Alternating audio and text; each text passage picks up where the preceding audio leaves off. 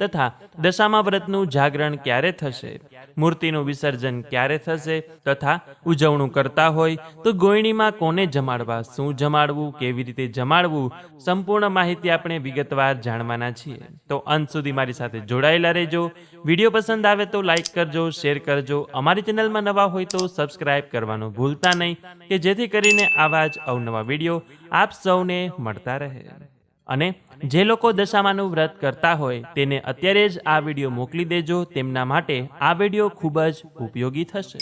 તો કોમેન્ટ સેક્શનમાં જય દશામાં એકવાર જરૂર લખજો.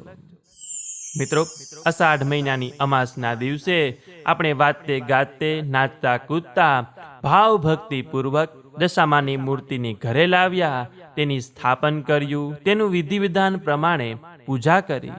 નિત્ય આપણે અલગ અલગ માતાજીને ભોગ ધરાવ્યો, નૈવેદ્ય ધરાવ્યું, સાત